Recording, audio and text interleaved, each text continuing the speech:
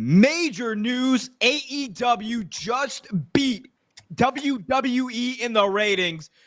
Big things are happening as the narrative has once again shifted. AEW Dynamite this week defeated NXT in the ratings. Brian, if you can pull up the ratings, here's what we got. Here we go. AEW Dynamite average viewership of 666,000 with a 0.22 in the key demo. Meanwhile, NXT 631,000 with a 0.16 in the key demo. Mind you, NXT is available in more homes. They are in the CW, one of the biggest networks out there in the world. Sorry, in America, crashing out. Guys, I want to know, what do you guys think this means? Is AEW back? Kenny Bomb, let us know. AEW is definitely back, man. I told you last week, I told you the only reason the ratings were so low was because the AEW fans were watching election coverage. Now here we go, head to head, back to back. You got AEW on its own night. You got NXT on its own night. More people care about AEW than they care about NXT. Now, NXT is a great developmental show. Don't get me wrong. You got these young stars like Nikita Lyons, who's down there, who can't figure it out for some reason. But I'm sure, a few more reps on TV and she'll get it together. But I mean, come on, bro. AEW is just really the big league. So NXT, I don't even know why we're comparing these two ratings because, come on, man, what are we doing here? Just Brian, you came here just about a week or two ago, and we're talking a lot of smack about AEW. And here's the thing. This is in NXT's original time slot, Tuesday nights. Congrats on finally beating the C show, fellas. I appreciate that. And you feel what I'm saying? Listen, man. I mean, when it was Wednesday to Wednesday, we know what happened. When it was Wednesday to Wednesday, you know what I'm saying? And it is what did happen, Brian? I forgot. We won. When it was one, we won. Oh. Wait, what do you? Okay. Oh, you mean last week? I'm talking about last week. Wednesday. We won. It's 74-3 or whatever. It's a different time right now, bro. If we was watching NXT and AEW go at it every single week right now in this WWE era, it would 100% be a completely different story. AEW was fresh. People were looking for something new.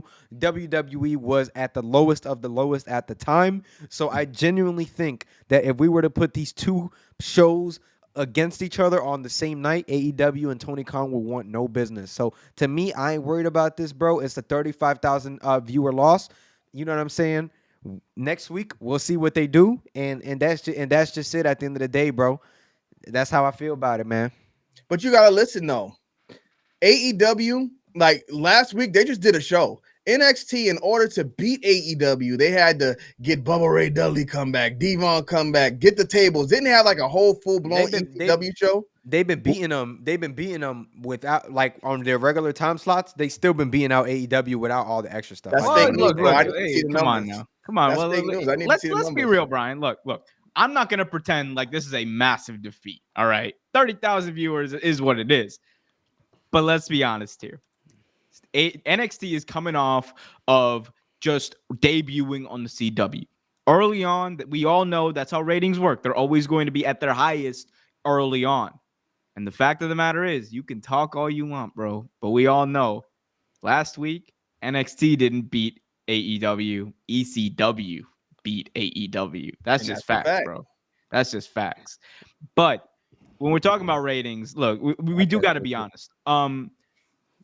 There's talk out there. Tony Khan actually mentioned I believe Sean Ross Sapp, mentioned on one of his broadcasts, I believe a quote about AEW not really caring about beating WWE. So, like, this is coming at a time where AEW is not even trying to beat WWE. They're more trying to obviously You think that's jokes? You think that's jokes? This is coming at it like they're trying to appease Warner Brothers Discovery. So I think like the whole thing of like AEW versus NXT, for me, honestly, it's a little trivialized. I don't really care. I care about the wrestling. At the end of the day, we can talk about NXT being that C show. Reality is, if we're talking about quality, probably the best wrestling show that WWE produces on a week-to-week basis, because Raw is not it. SmackDown right now, bro, it's not cooking. It's just not cooking. It's not for me. I don't know. The Bloodline stuff is great. Everything else is trash.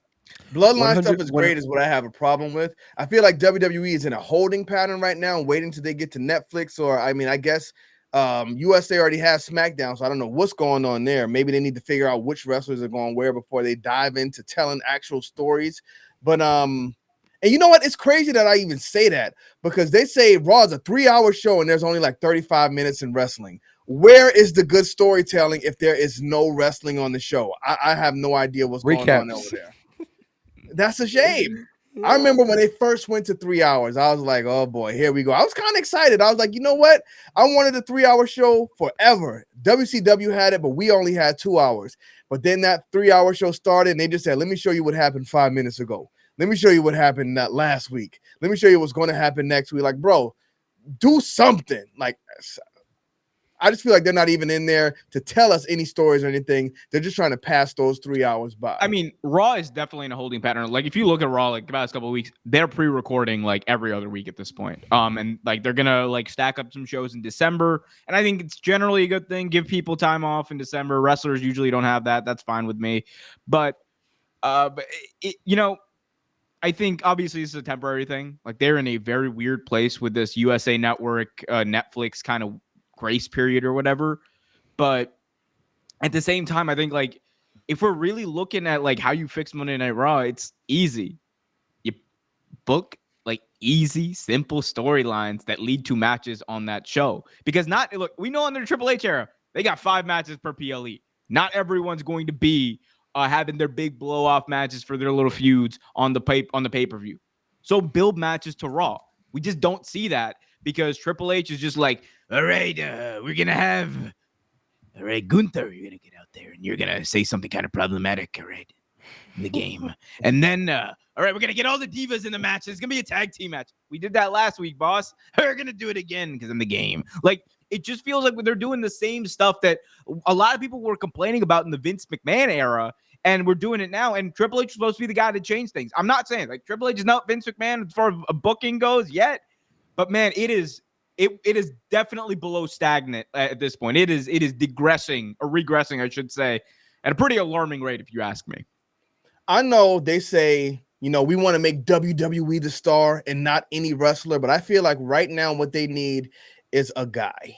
I know Cody Rhodes is kind of jumping from here and there, but he's Cody Rhodes. You need somebody young. You need somebody fresh. You need a Stone Cold Steve Austin that kind of drives Monday Night Raw. Start off with this guy, have him through a story threaded through the show where we see him in the middle of the show and then finished off the show with whatever the big climax is for that night.